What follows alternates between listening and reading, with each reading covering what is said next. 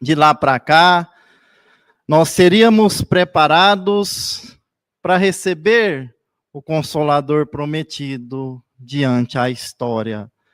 Esses ensinamentos de Jesus, através das particularidades dos homens, atendendo aos seus egos, atendendo às suas vaidades, atendendo aos seus orgulhos, foram que meio distorcido pelos nossos irmãos de caminhada.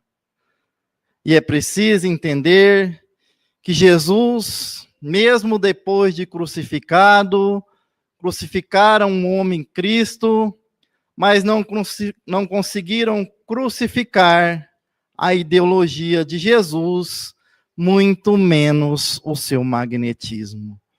O magnetismo do Cristo é tão intenso que de lá para cá os seus ensinamentos se espalharam por esse planeta e cobre todo o planeta Terra. E nós temos momentos difíceis na história, momentos das cruzadas, em que usaram os ensinamentos de Jesus, onde ceifaram várias vidas, onde tivemos derramamento de sangue, atendendo esses desejos do personalismo dos homens. Mas a humanidade, ela continuava em constante evolução. Jesus, no momento das cruzadas, ele pede para que um espírito de hierarquia aqui desça e não deixe que esse elo da essência dos seus ensinamentos se perdesse nas mãos dos homens. É quando vem Francisco de Assis, que com todo o seu amor consegue estabelecer esse elo para que a doutrina espírita ela fosse trazida no século XIX. Desde as criptas antigas no Egito, desde os oráculos da Grécia, que já existia esse contato com o mundo espiritual. A doutrina espírita, ela não é uma doutrina nova. Ela é uma doutrina que já vinha vindo desde o início da humanidade, segundo palavras do próprio Leon Denis.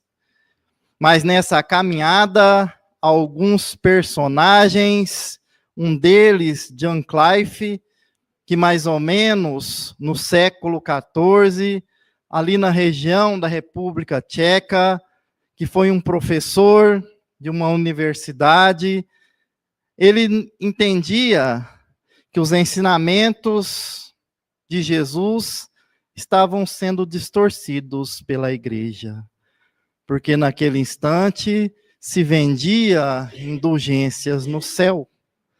Tinha, não falo carros, né? Porque eram as carruagens da época que levavam anunciando o papel das indulgências. Quem adquirisse uma indulgência estava salvo de todos os pecados. E também atendendo ao materialismo, John Clive discorda, porque ele acreditava que os ensinamentos de Jesus não era apenas para um grupo de pessoas, mas que tinha sim que ser para todas as pessoas de todo o globo, que não atendesse apenas à particularidade de alguns. Então, John Clive, ele traz alguns escritos, traz vários ensinamentos na sua obra, e a gente vai ver que pós ele, no ano de no século, que é século XIV, de mais ou menos 1396, nasce um personagem. Esse personagem veio a pedido do Cristo. No final, quando terminar as minhas palavras, eu lerei uma carta trazida pelo irmão X, no ano de 1942, que foi psicografada por Francisco Cândido Xavier, em que Jesus pede para esse Espírito iluminado descer aqui e dar continuidade nos seus ensinamentos. Chamado Jean Ros nasce próximo à República Tcheca, que na época era chamada de Boêmia. E Jean Ros vem, e Jean Ros dá continuidade nos ensinamentos deixados por John Clive. Então, Jean Ros, ele se torna teólogo, ele se torna padre, reitor da Universidade de Praga, mas Jean Ros também não concorda como eram levados os ensinamentos de Jesus. Ele via que existia privilégios que beneficiavam alguns, mas a massa, a maioria, não era beneficiada. Ele dá continuidade, e ali ele começa a combater esses ensinamentos. E como ele foi se tornando uma personalidade famosa da época, eis que o clero não aceita o que Jean Ros levava adiante. E Jean Ros, ele sofre um processo, ele é condenado, ele será crucificado na fogueira na época da Inquisição. E no dia 6 de julho de 1415, Jean Ros é colocado no fogo. E ele dizia a seguinte frase: ó filho de Davi, tem compaixão de mim. E disse assim: vocês matam um ganso, mas daqui a 100 anos surge um cisne que não poderá ser assado, nem queimado, nem morto. E aproximadamente 100 anos depois, surge Martim Lutero, que junto com Calvino viriam trazer a reforma protestante iniciada por John Clive. Jean Ros, junto com Jerônimo de Praga, que era o mentor de Leon Denis, na atual existência de Leon Denis, também condenado à fogueira pela Inquisição, porque Jerônimo de Praga seguiu os ensinamentos de Jean Ros, é condenado e morto, queimado também em praça pública. Mas a gente vai ver na mensagem do irmão X, que aproximando o século XIX, Jesus conversa com Jean Ros e pede a ele que ele desça aqui. Ele não seria beneficiado com a fortuna, ele não traria nenhuma invenção no século XIX, mas ele traria à luz a consciência e aos corações dos homens. E no mesmo ano que Napoleão Bonaparte, no mesmo momento em que Napoleão Bonaparte se tornava imperador da França, desce aqui Hippolyte Léon Denisard Revailles, o professor Allan Kardec, a pedido do Mestre Jesus. E Kardec, no começo, antes não acreditava nos princípios inteligentes, aqueles seres que levantavam as mesas.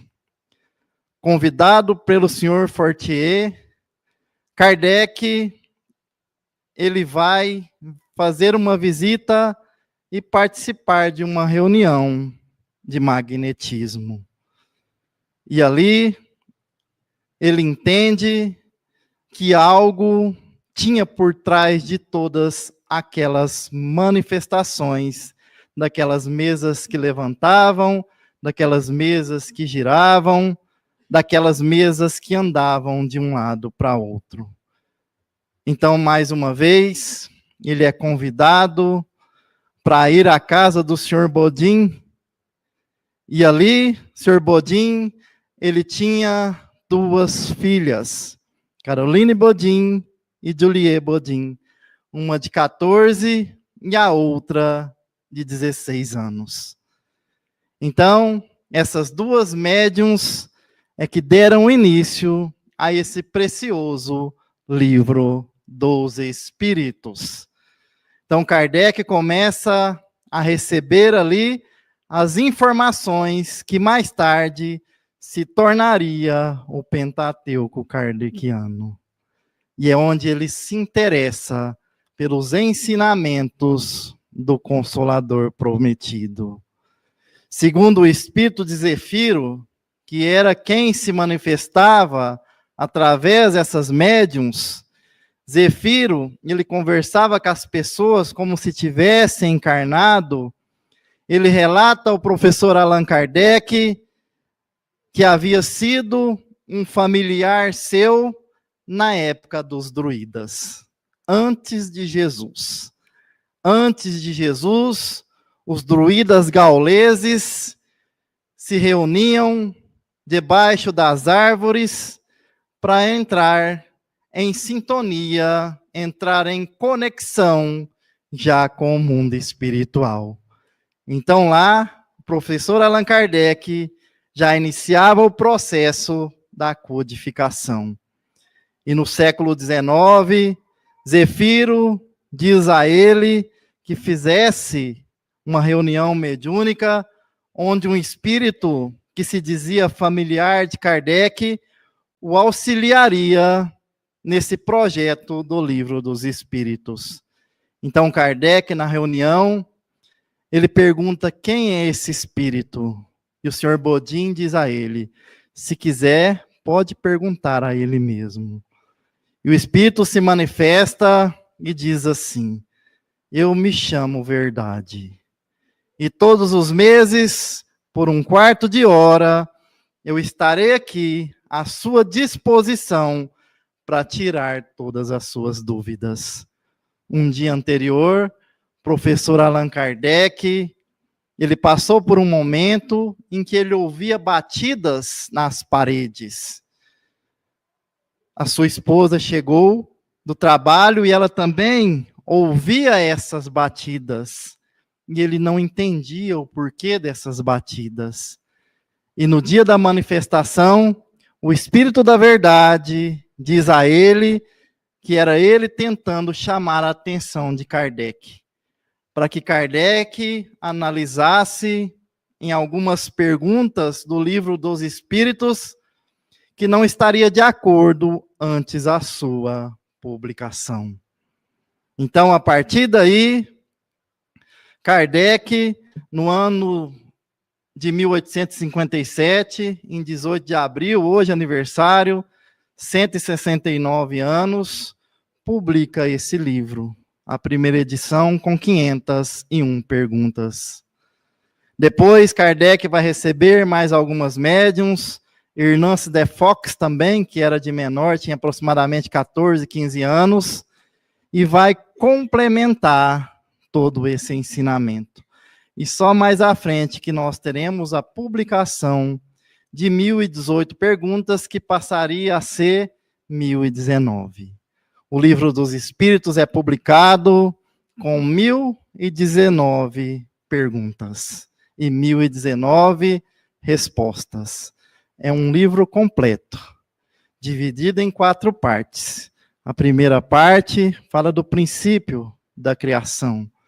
A segunda parte fala da vida dos espíritos. A terceira parte fala sobre as leis morais. A quarta parte fala das consolações.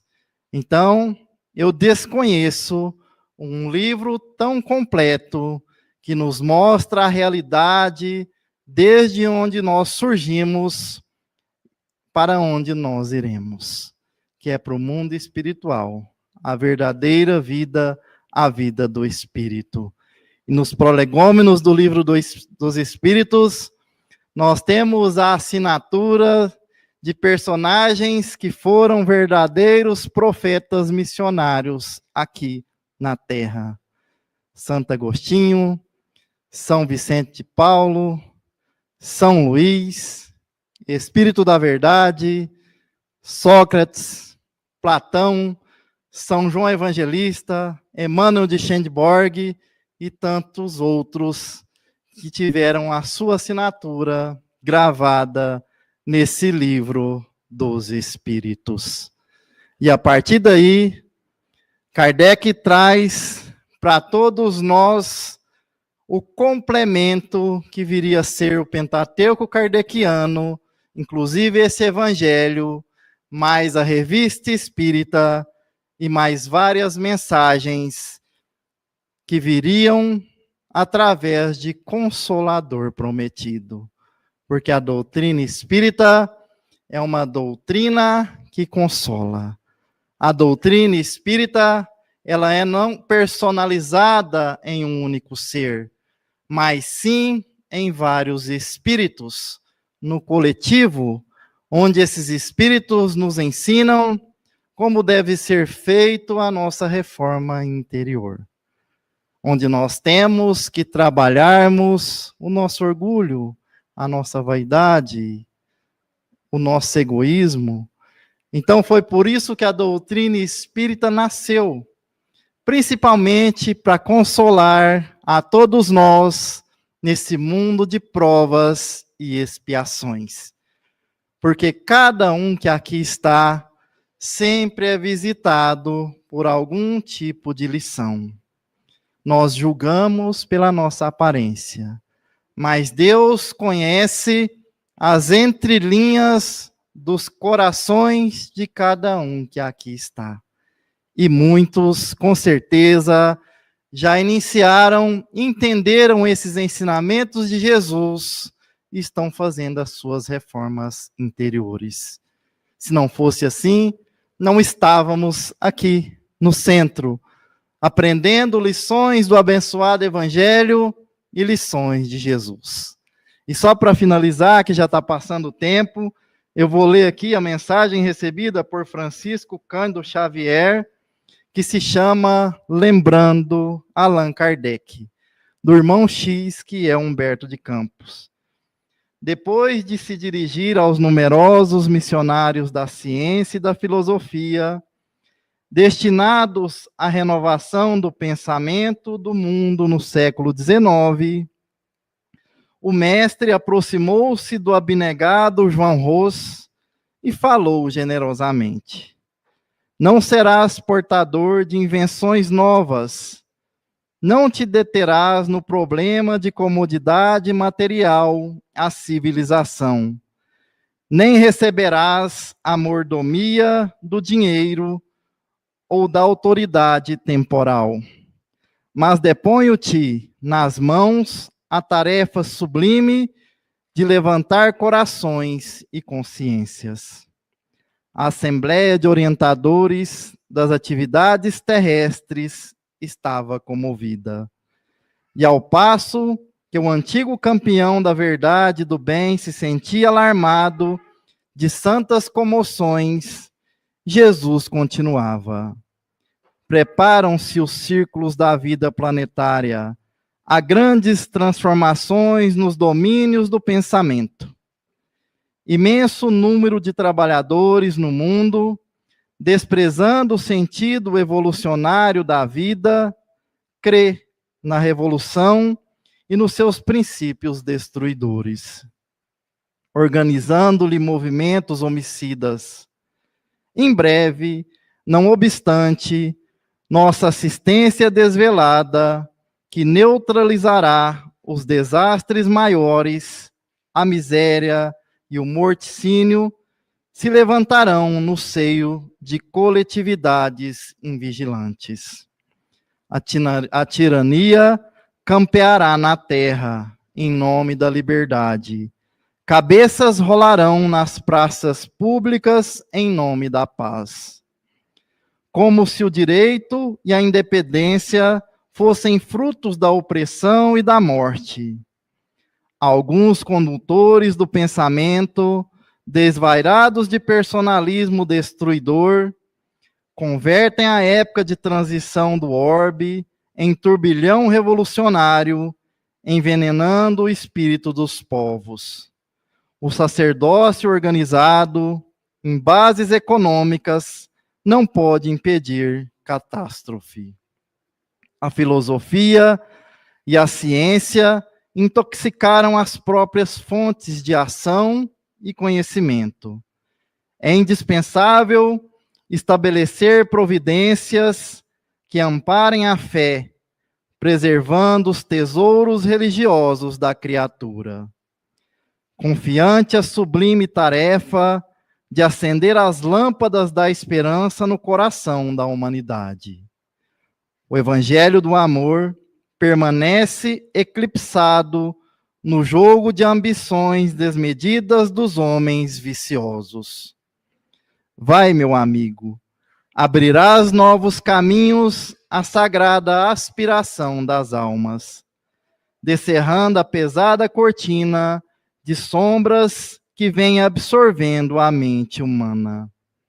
Na restauração da verdade, no entanto, não espere os louros do mundo, nem a compreensão de teus contemporâneos. Meus enviados não nascem na terra para serem servidos, mas por atenderem às necessidades das criaturas. Não recebem palmas e homenagens, facilidades e vantagens terrestres.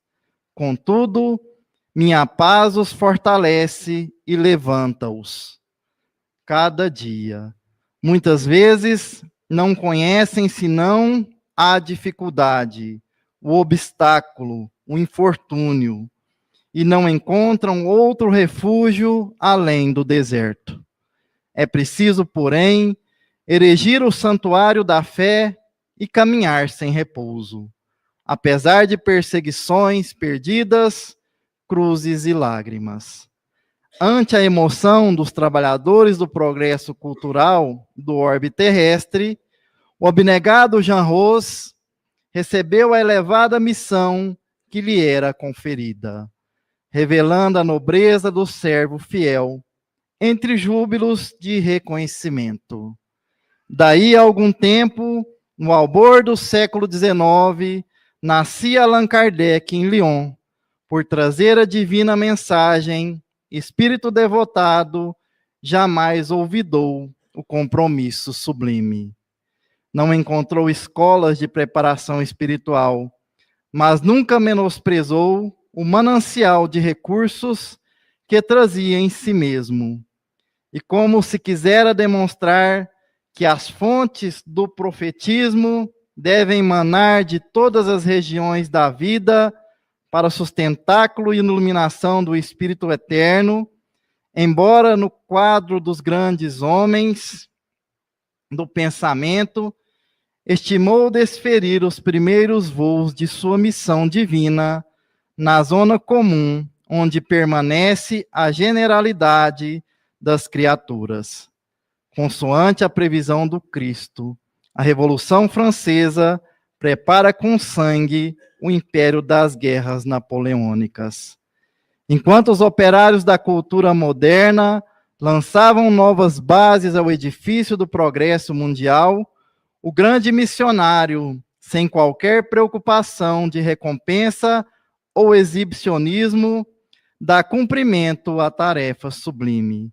E foi assim que o século XIX, que recebeu a navegação a vapor, a locomotiva, a eletrotipia, o telégrafo, o telefone, a fotografia, o cabo submarino, a anestesia, a turbina a vapor, o fonógrafo, a máquina de escrever, a luz elétrica, o sismógrafo, a linotipo, o rádio, o cinematógrafo e o automóvel, tornou-se receptor da divina luz, da revivência do Evangelho.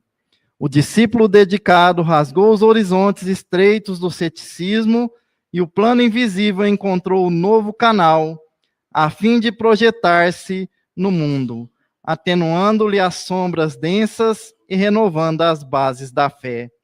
Alguns dos companheiros de luta espiritual, embora em seguida as hostilidades do meio, recebiam aplausos do mundo e proteção de governos prestigiosos.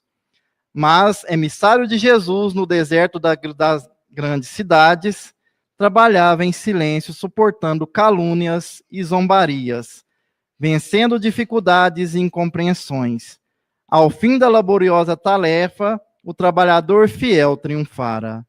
Em breve, a doutrina consoladora dos espíritos iluminava corações e consciências nos mais diversos pontos do globo. É que Allan Kardec, se viera dos círculos mais elevados dos processos educativos do mundo, não esquecera a necessidade de sabedoria espiritual. Discípulo eminente de professores consagrados como Pestalozzi, não esqueceu a ascendência do Cristo. Trabalhador no serviço da redenção, compreendeu que não viera à Terra por atender a caprichos individuais, e sim aos poderes superiores da vida. Sua exemplificação é um programa e um símbolo, conquistando a auréola dos missionários vitoriosos. Não se incorporou à galeria dos grandes do mundo, porque apenas indicasse o caminho salvador à humanidade terrestre. Allan Kardec não somente pregou a doutrina consoladora, viveu. Não foi um simples codificador de princípios, mas um servidor fiel de Jesus e dos homens. Essa mensagem foi recebida em 22 de nove de 42, no ginásio do Pacaembu, está no livro Doutrina Escola, psicografada por Francisco Cândido Xavier. E só para finalizar, que eu estourei o horário, eu peço desculpas ao Salu e à direção, mas Divaldo Franco, no Congresso de 2024, na França, ele recebe uma mensagem de Leon Denis, escrita em verso, toda em francês, em que fala assim: transportado da fogueira de Constança, no século XV, Jean Rose veio para o século XIX na roupagem de Allan Kardec. E Leon Denis agradece a Kardec todos os ensinamentos que ele deixou para todos nós. Muito obrigado pela oportunidade, que Jesus nos abençoe agora e sempre.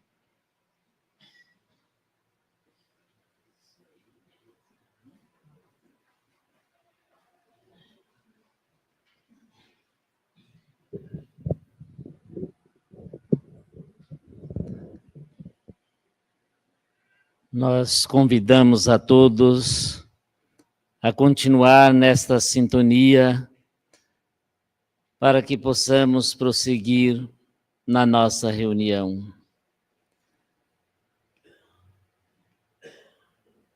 Senhor de infinita bondade, mais uma vez reunidos em seu nome nos encontramos, suplicando a tua misericórdia. Permita-nos, Senhor, nesse momento, a presença dos Espíritos que mantêm a ordem, a presença dos Espíritos que fazem a limpeza fluídica, também a presença dos médicos e enfermeiros espirituais, assistindo-nos a todos na saúde do corpo e da alma.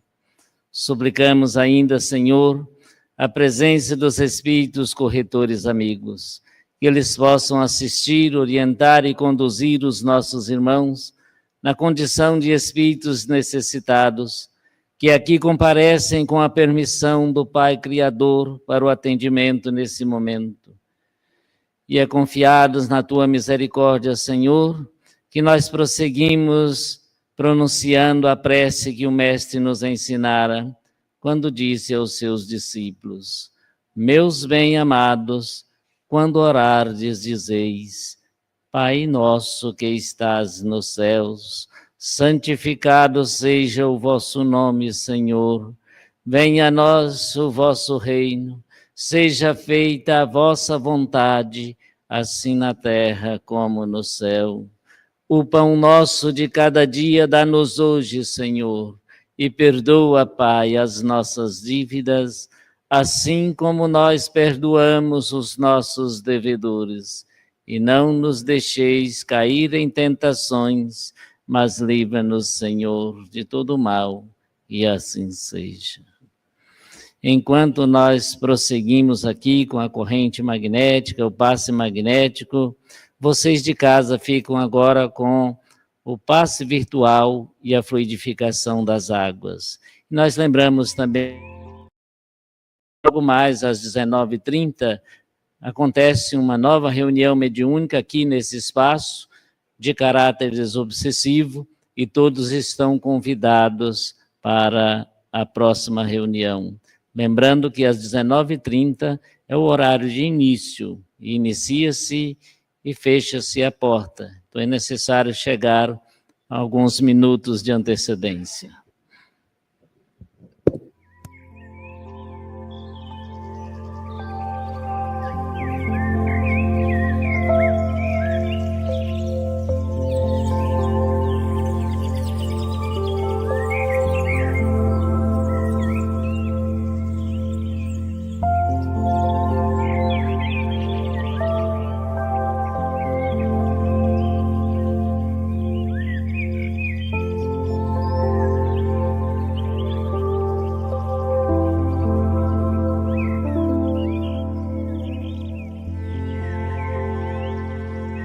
Passe virtual.